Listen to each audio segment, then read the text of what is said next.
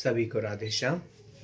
आगे हम पढ़ेंगे कि परमात्मा ने कर्तापन के अभाव का कथन किस प्रकार करते हैं। भगवान कहते हैं, परमेश्वर ने मनुष्य के लिए न तो कर्तापन की, न कर्मों की और न कर्म फल के संयोग की ही रचना करते हैं, किंतु स्वभाव ही बरत रहा है। भगवान न तो किसी के कर्तापन की रचना करते हैं, न किसी के कर्मों की रचना करते हैं और न किसी के कर्म फल के संयोग की रचना करते हैं। भगवान ऐसा कुछ भी नहीं करते। भगवत स्वरूप। तो भगवान न किसी के कर्तापन की, कोई करता है, कोई कार्य कर रहा है, कोई मनुष्य कर्ता बन रहा है, ऐसा उन्होंने रचना नहीं की। न किसी के कर्मों की रचना की, न कर्म फल की रचना की उन्होंने। फिर भी ये मनुष्य का स्वभाव ही है जो कर्तापन, कर्मों और कर्मों के फल की रचना करता है। अब कैसे हम बात करें, बात की जा रही है यहाँ पर कि मैं करता हूँ, मैं कार्य कर रहा हूँ। ना तो ये मनुष्य की ही रचना की, मतलब कर्तापन, ये कार्य करने के लिए जो मैं करता हूँ वो कर्तापन की उन्होंने रचना की।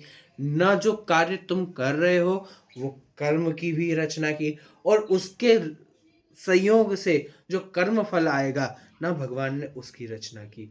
फिर भी इस मनुष्य का यह प्रकृति है, इस मनुष्य का यह स्वभाव है, और इस स्वभाव के कारण ही कर्तापन, कर्म और कर्म फल की रचना हुई है।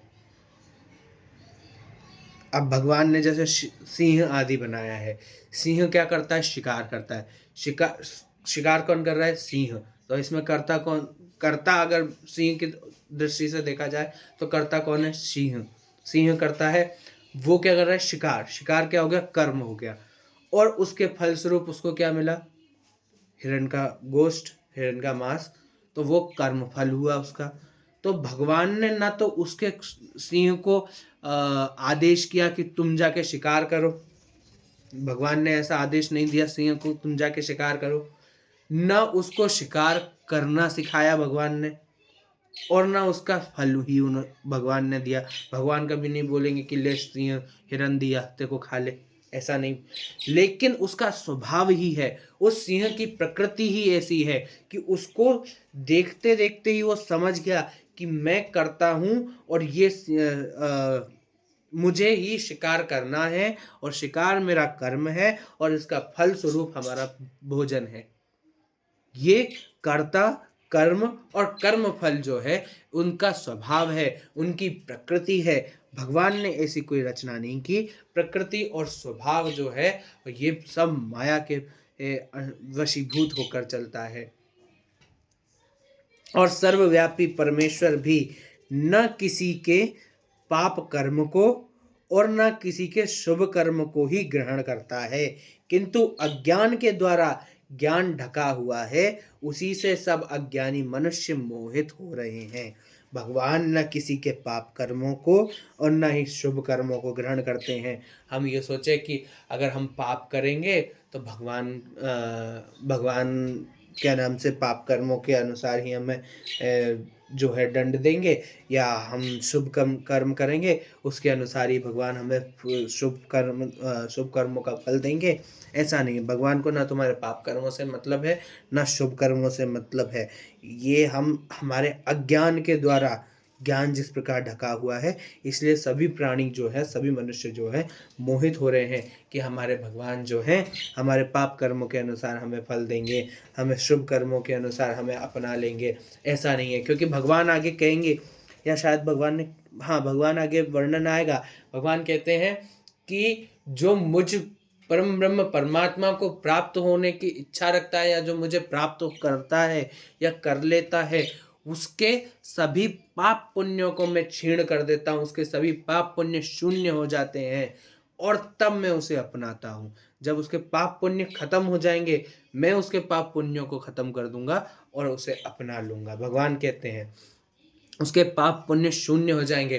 पाप और पुण्य जब शून्य होंगे तभी हमारे प्रारब्ध का नाश होगा, तभी हम प्रारब्ध शून्य होंगे।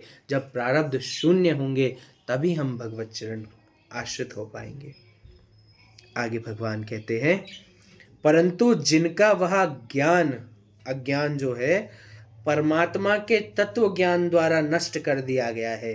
ये जो ज्ञान है, जो हमने अभी बात की कि भगवान पाप पुण्य, पाप कर्म और शुभ कर्म के अनुसार ही हमें फल देंगे, उसी के अनुसार हमें जो है ग्रहण करेंगे, हमारा त्याग करेंगे या फिर हमें अपनाएंगे।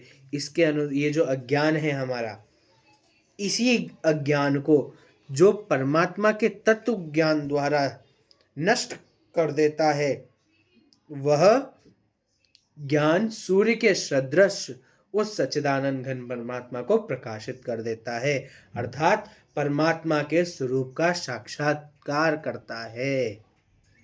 जो ये जान लेता है कि भगवान को ना हमारे शुभ कर्मों की आवश्यकता है, ना भगवान को हमारे पाप कर्मों की आवश्यकता है।